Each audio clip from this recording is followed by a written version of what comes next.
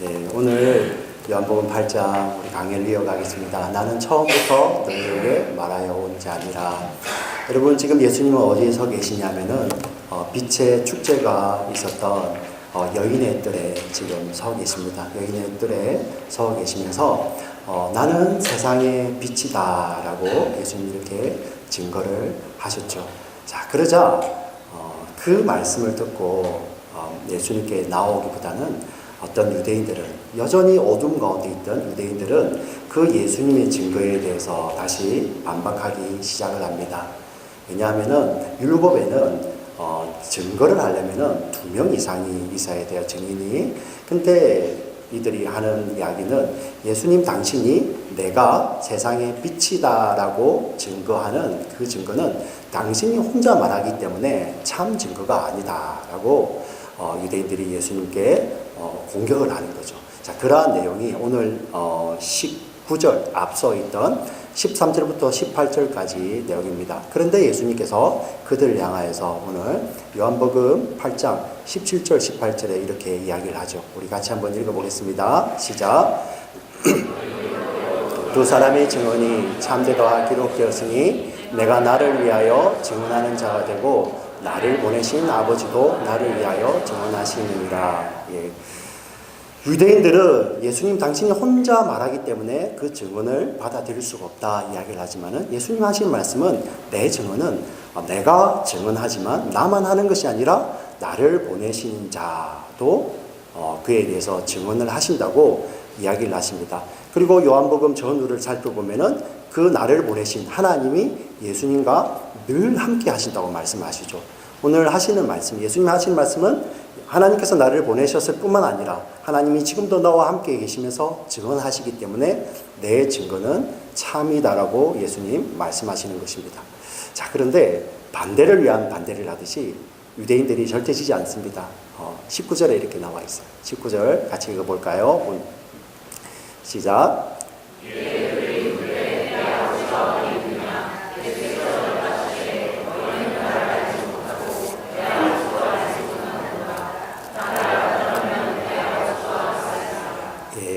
이게 이 본문을 이 본문만 읽게 되시면 조금 이렇게 트리키한데요. 여러분, 요한복음 5장에서부터 유대인들이 예수님을 이제 미워하고 죽이려고 하는 이유가 예수님이 안식일을 범할 뿐만 아니라 하나님을 자기의 아버지라고 하기 때문에 유대인들이 이 예수님을 막 잡으려고 하잖아요. 알고 있습니다. 그런데 또 던지는 말이죠. 당신 아버지가 어디 있느냐 이렇게 이야기를 했는데 예수님께서 이렇게 말씀하십니다. 너희는 나를 알지 못하지만 그뿐만 아니라 나를 보내신 아버지도 너희가 알지 못한다. 여기서 아버지는 우리를 지으신 하나님 아버지를 이야기합니다. 여러분, 유대인들은 어떤 사람들입니까? 그들은 하나님을 아버지라고 부르면서 그 하나님을 위해서는 자기의 목숨까지도 내어놓을 수 있고 그를 위해서 그렇게 막 따라다니던 그러한 자들이었습니다.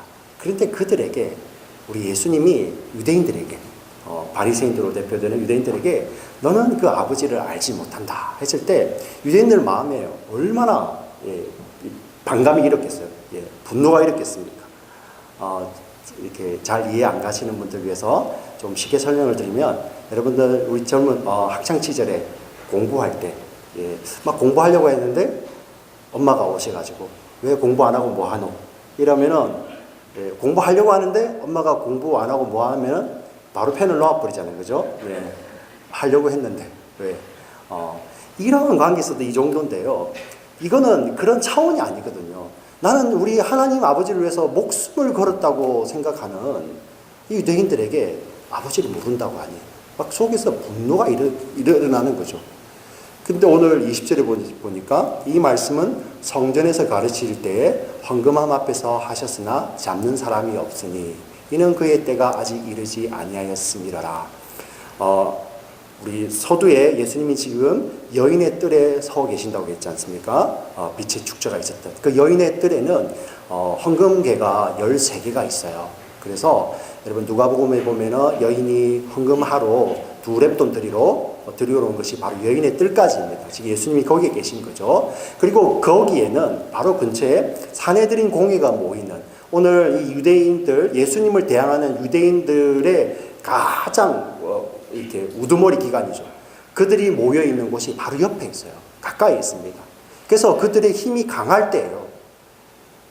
이들이 예수님이 당신들은 하나님을 몰라 했을 때 그 마음에 분노가 일어나면 그들이 충분히 잡을 수도 있습니다. 그런데 오늘 성경에 보니까 그들이 잡지 못한 이유가 아직 그의 때가 이르지 못하였다고 성경이 밝히 이야기하죠. 여러분, 요한복음에 보니까 예수님은 오셨는데 그 때마저도, 예수님께서 십자가에 달려서 돌아가시는 그 때마저도 예수님이 컨트롤을 한 것도 아니고요, 사람들이 컨트롤을 한 것도 아니고요, 누가 하신다면은 하나님의 때에, 아버지의 때에 예수님이 십자가에 달려 돌아가셨습니다. 예수님은 이렇게 오셔서 그 때마저도, 심지어는 예수님이 말씀을 하실 때 나는 내가 내 자유로 한 말도 하지 아니하고 아버지가 내게 주시는 말만 한다, 이렇게 말씀을 하셨어요. 예수님이 오신 것은 바로 이 때를 위해서 오셨지만, 예수님이 오신 것은 자신의 뜻을 관철하기 위해서가 아니라 그 아버지의 뜻에 순종하기 위해서 오신 것입니다. 여러분, 아버지의 뜻이 무엇입니까? 저와 여러분에게 예수님이 오셔서 우리의 세상의 소원들을 다 들어주시는 것, 성경에 그런 거 없습니다. 예. 아버지의 뜻은 죄인인 우리들을 구원하셔서 아버지께 순종하는 자로, 예, 아버지와 연합된 자로, 아버지께 예배하는 자로, 아버지의 사랑 안에서 그분의 생명을 영원히 누리는 자로 우리를 이끄시기 위해서, 우리를 만드시기 위해서 예수님이 이 땅에 오셨습니다. 여러분 믿습니까? 예. 예수님은 바로 그 뜻을 이루기 위해서 오셨죠. 예. 오늘 본문에서도 그 뜻을 위해서 오셨고, 그때 아직 때가 이르지 못했기 때문에 사람들이 잡지 못하는 것입니다. 그런데 여러분, 여기에서 예수님께서 멈추시는 것이 아니라 오늘 정말 충격적인 내용들이 등장을 합니다. 우리가 아무 생각 없이 읽으면은 별로 충격이 아니지만은 예수님이 이 말씀을 하셨다고 생각을 하고 여러분 읽어보시기 바랍니다. 사랑의 예수님, 하나님이 세상을 이처럼 사랑하셔서 독생자를 주신 그 예수님이 이 말씀을 하셨어요. 우리 21절하고 24절을 읽어보겠습니다. 시작. 다시 이르시되 내가 가리니 너희가 나를 찾다가 너희 죄 가운데서 죽겠고 내가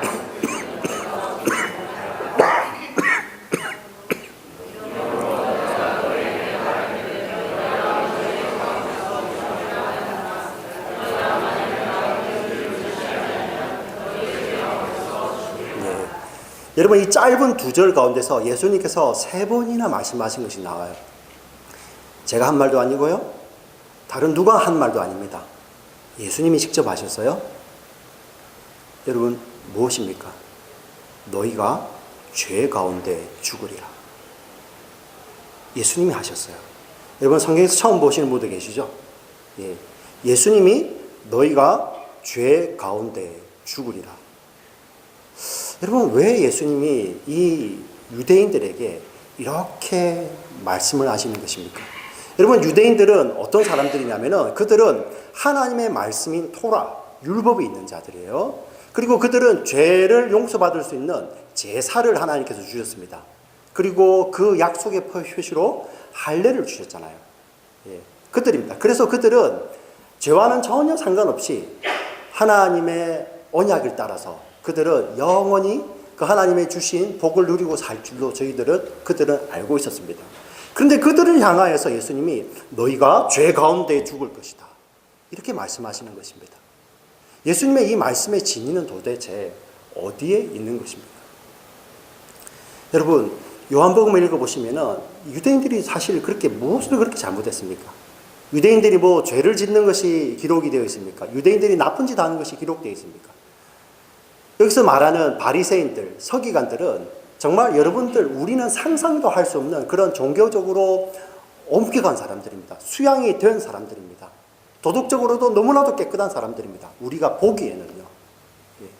근데 왜 예수님이 그들을 향해서 너희가 죄 가운데 죽으리라, 그것도 다른 사람이 아니라 저와 여러분이 믿는 그 사랑의 예수님이 너희가 죄 가운데 반드시 죽으리라, 이렇게 말씀을 하시는 것입니다.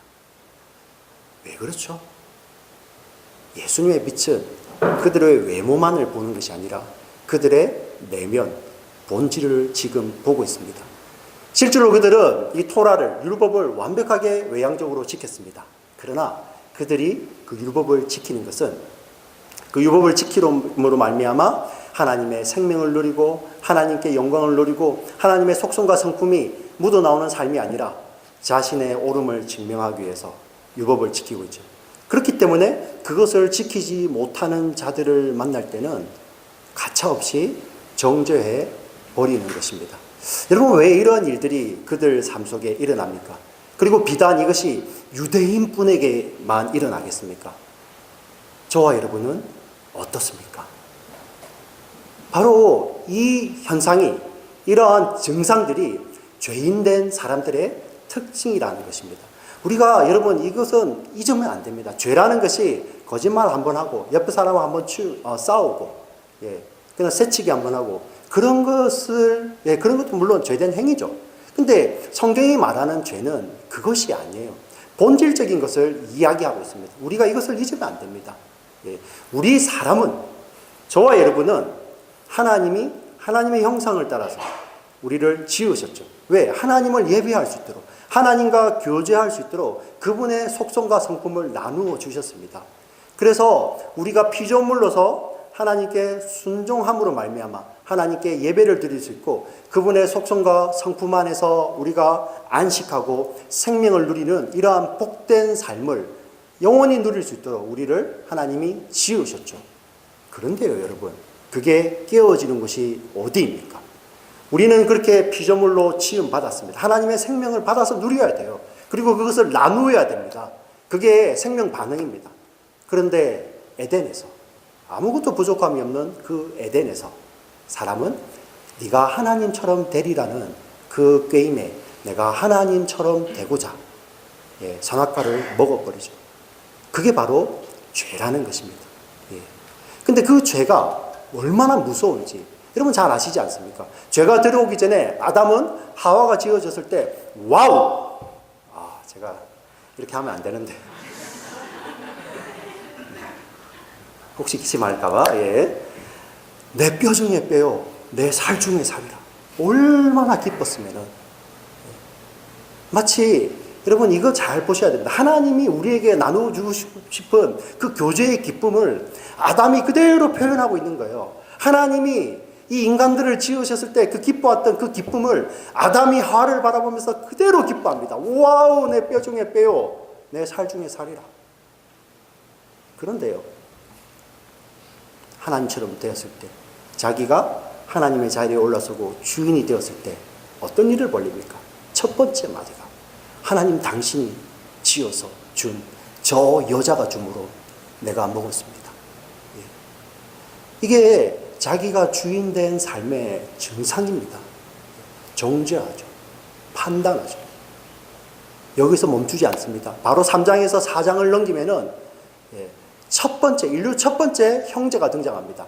가인과 아벨이 등장하는데 하나님 그 뜻이 싫어서, 하나님이 싫어서 자기가 주인 노릇하기 위해서 가인은 아벨을 죽입니다. 그리고 걷잡을 수 없이 퍼져나가는 그 범죄. 마치 브레이크가 고장난 이 트럭처럼 이 범죄는 이 땅에 이 죄들은 이렇게 퍼져나가는 거예요. 세대를 지나가면서 전후좌우로 세상 가운데 퍼져가는 그 모습을 창세기가 그리고 있고요. 성경 전체가 증거하고 있고요. 지금 저와 여러분이 사시는 우리의 삶의 현장을 돌아보면 이것이 하나님을 떠난 인간들, 자기가 주인 노릇하는 인간들의 증상인 것입니다. 여기에서 구원하시기 위해서 예수님이 오셨죠. 여러분, 사람은 스스로 절대 내가 주인 되어서 올라갔던 그 자리에서 내려올 수 없어요. 스스로 자기가 자기 죄를 회개하고 자기 죄를 씻을 수 없습니다. 오직 하나님만이 일을 하시는데요. 저와 여러분의 죄를 씻으시고 저와 여러분을 구원하시는 이 모든 것입니다. 성경은 뭐라고 이야기하냐면은 하나님의 은혜라고 하는 거예요. 내가 집을 샀는데 집값이 올랐다. 차를 샀는데 차값이 오릅니까? 차값은 안 오르죠. 그 자우지간 차값이 올랐어요. 그걸 하나님의 은혜라고. 그런 게 아니에요. 하나님의 은혜는 저와 여러분을 죄에서 구원하셔서 다시 하나님과의 그 생명력 있는 관계로 인도하시는 그 하나님의 모든 것을 은혜라고 하는 거예요. 그래서 이 은혜를 예수님이라고 하죠. 예수님을 통해서 온다고. 그래서 요한복음 1장 17절에 이렇게 나와 있지 않습니까? 제가 읽어볼까요? 율법은 모세로 말미암아 주어진 것이요 은혜와 진리는 누구로 말미암아? 예수 그리스도로 말미암아 온 것이니라. 예. 죄인을 회복시키시는 그 모든 것이 하나님의 은혜인데 그 하나님의 은혜가 예수님께 다 있는 것입니다. 그분은 하나님의 어린 양이시며 하나님이 세상을 사랑하셔서 예비하신 유일한 독생자. 예. 그분이 하나님의 은혜의 시작이고 마침이고 전부라는 것입니다. 근데 여러분, 그 예수님이 오늘 본문에서 나온 것처럼 3번이나 너희가 죄 가운데서 죽으리라. 너희가 죄 가운데서 정령 죽으리라. 너희가 죄 가운데서 죽으리라. 근데 여기서 끝나지 않습니다. 25절 보세요. 오늘 본문 8장 25절을 보면은 그들이 말하되 네가 누구냐? 또 이렇게 덤벼들죠. 예수님 하신 말씀이 예수께서 이르시되 나는 처음부터 너희에게 말하여 온 자. 우리 원문의 의미로는 나는 처음부터 이것을 말해왔다. 예수님이 지금 그 바리새인들, 유대인들 향하여서 나는 이것을 이야기해 왔다는 것입니다. 너희가 죄 가운데 죽을 것이다 하는 이 내용을 예수님께서 이야기하셨다는 것입니다. 여러분, 예수님께서 너희가 반드시 죄 가운데 죽을 것이야. 이 의미가 무엇입니까? 제가 이 의미를 참 고민하다가 우리 존경하는 선배 목사님이 경험하신 것을 대신 나누려고 합니다. 교회에 여성도님이 계셨는데 이웃에 신혼부부인지는 잘 모르겠지만 젊은 부부가 살았다고 합니다. 그런데 남편이 병원에 입원을 했는데 간암 말기라는 것을 선고를 받고 우리가 이제 3개월밖에 살지 못합니다. 2달밖에 살지 못합니다. 이러면은 거의 이제 정리를 하게 되지 않습니까? 그런데 이제 젊은 가정이에요. 그러니 이웃에 계시는 이 성도님이 너무나도 마음이 안타까워가지고 목사님께 신방을 같이 가자고 이제 쪼르는 겁니다. 같은 교회 성도님도 아니고 좀 조심하는 의미에서 사양을 했지만은 참 이렇게 우리 여성도님이 긍휼한 마음으로 한번 가주세요. 그래서 그 수요예배 마치고 좀 늦은 시간에 병원을 방문했다고 합니다. 늦은 시간에 가니까 아내가 이렇게 맞이하는데 썩 반기지 않는 거죠. 예, 늦은 시간이니까. 그래서 병실에 들어가서 남편에게 물어보겠다 이 이야기를 하고 다시 돌아 나오면서 아니다 다를까 이렇게 이야기를 합니다. 오늘 남편이 낮에도 우리 남편의 병을 고쳐주겠다고 여러 사람들이 와서 함께 예배를 드렸는데 이렇게 하다 보니까 좀 많이 지쳐서 지금 더 이상은 이제 이런 예배 드리고 싶지 않다고 돌아가시라고 이렇게 이야기를 하는 것입니다. 그런데 이 목사님에게 어떻게 그런 마음이 생겼는지 저는 성령이 인도하셨다고 봐요. 목사님 그렇게 말씀을 안 하시지만 그렇게 생각하신다면은 저는 반드시 봐야겠습니다. 그리고 문을 열고 들어갔다는 것입니다. 아니다 다를까 그 환자분이 벽을 향해서 돌아 눕는 거예요. 목사님이 이야기를 시작합니다. 형제님, 오늘 낮에도 많은 분들이 오셔가지고 형제님 나을 것입니다 하고 기도를 하고 예배를 드렸을 것입니다. 그러나 저는 진실을 말하기 위해서 여기 왔습니다. 형제님은 반드시 죽습니다. 자, 이 이야기를 하자 벽을 보고 돌아누웠던 이 형제가 그냥 화가 나서 이렇게 들여놓는 거죠. 다시 돌아누우며 얼마나 분노에 찼겠습니까? 그 목사님을 쳐다보는데 이 목사님이 말을 계속 이어나간 것이죠. 저는 진실을 말하겠습니다. 형제님, 이 병원에서도 서울대학병원입니다. 예, 이 좋은 병원에서도 돈을 정말 이렇게 태산처럼 쌓아놓는 사람마저도 오늘 병원에서 죽어가는 사람들이 있고요. 이 병원뿐만 아니라 세계의 수많은 병원에서 이 병 때문에 죽어가는 사람들이 많이 있습니다. 여러분, 그들이 돈이 없어서 아니면은 좋은 의사를 만나지 못해서 나가는 것이 아니라 그들은 우리는 반드시, 형제님뿐만 아니라 저는 반드시 죽습니다. 이렇게 이야기를 했어요. 참 우리가 이렇게 말하기가 쉽지 않죠. 예. 그런데 이 마음을 주셔가지고 이렇게 이야기를 했는데, 그 환자가 그 누워있던 병상에서 몸을 기어이 일으켜가지고 꿇어앉아서 이렇게 대답을 하는 것입니다. 그러면 이제 제가 어떻게 하면 됩니까? 그러면 그제서야 이 목사님이 우리의 실존에 대해서, 우리는 이렇게 죄인인데 우리가 죄 가운데 죽게 되면은 우리는 소망이 없다. 그러나 예수님의 이 땅에 오셔서 그분이 나누어 주시고자 하는 그 생명에 대해서 증거할 때 그 형제님이 그 복음을 받아들이면서 자신이 죄인됨을 고백하고요. 그리고 자기가 이 땅에서 앞으로 다가올 죽음 때문에 그렇게 괴로워하던 자가 더 이상 그 죽음 때문에 괴로워하지 아니하고 이렇게 반응이 일어났다는 거예요. 여러분, 예수님께서, 그 진리이신 예수님께서 너희가 반드시 죽을 것이다 이렇게 말씀하시는 것은 우리 보고 죽으라는 말씀입니까? 내가 그럴 줄 알았어. 그게 아니죠. 예. 예수님은 그 말씀을 통해서 그들을 돌이키기를 원하셨다는 것입니다. 그것을 통해서 예수님은 이것을 처음부터 말씀해 오신 것이었죠. 그리고 이 말씀의 반응으로 오늘 말씀의 본문 30절에 보면은 이렇게 나와 있습니다. 오늘 이 말씀을 하시매, 이 말씀들을 하시매 많은 사람들이 믿더라라는 이 말씀이 기록되어 있죠. 사랑하는 우리 지체 여러분, 예수님께서 정말 반드시 죄 가운데 죽는다고 말씀하셨을 때는 저와 여러분들을 좌절시키기 위해서, 여러분들에게 저주를 퍼붓기 위해서, 그리고 여러분들이 진짜 빨리 죽기를 바라기 위해서 우리에게 말씀하시는 것이 아니라 스스로 절대로 그 죄 가운데서 사로잡혀서 죄가 왕노릇하기 때문에, 자기가 주인 노릇하기 때문에 내려오지 못하는 자들에게 그 말씀이 선포될 때 그들은 내가 정말 죄인이구나. 내가 죄로 인해서 우리가 죽게 되었구나. 이런 깊은 자각과 함께 거기에서 나오게 하시기 위해서 예수님이 그 말씀을 하신 것입니다.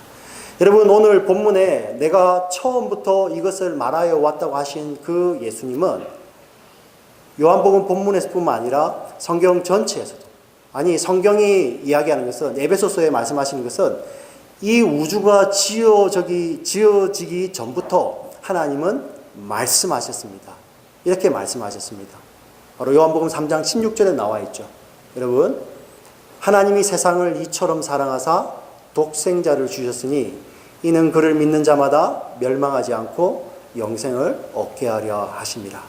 너희가 반드시 죄 가운데 죽으리라고 말씀하셨던 그 예수님의 진짜 진리는 그것을 통해서 예수님께 나오게 하고 예수를 믿음으로 말미암아 그를 믿는 자마다 멸망하지 않고 하나님과의 깊은 관계 안에서 참된 생명을 누리는 그러한 관계의 회복을 위해서 예수님이 이 말씀을 하시는 것입니다. 결국 예수님이 어떻게 하십니까? 이것을 이루시기 위해서 십자가로 가시지 않습니까? 십자가가 어떤 것입니까? 여러분, 아담은 스스로, 인간이, 피조물이 하나님처럼 되기 위해서 올라갔지만, 불순종하고 올라갔잖아요. 그러나 예수님은 완전한 하나님이셨는데 그분이, 하나님이신 예수님이 자기를 비워서 완전한 인간의 자리로 내려오시고 거기에만 머물러 계신 게 아니라 완전 바닥까지 내려오셔서 십자가의 자기를 비워서 죽기까지 순종하셨죠. 복종하셨지 않습니까? 그 예수님으로 말미암아 우리가 스스로는 절대 자기가 주인 노릇하는 그 자리에서 내려올 수 없지만은 예수님이 우리 속에 들어오심으로 말미암아 우리는 그 자리에서 내려와 이제 예수님이 우리의 주인이 되시고 우리가 하나님을 영원히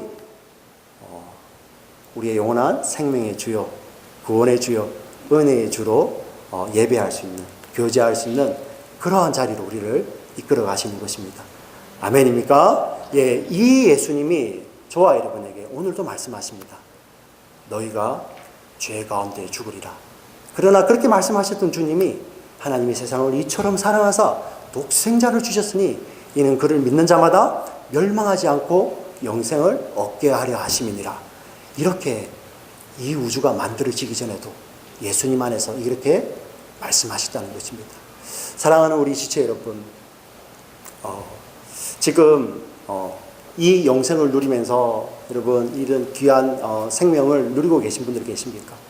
때로는 여러분들이 그 생명을 누리시면서 그 생명이 어떠한 것인지를 진짜를 알게 하기 위해서 여러분 이 땅의 거 잠시 하나님께서 가리우실 때도 있어요.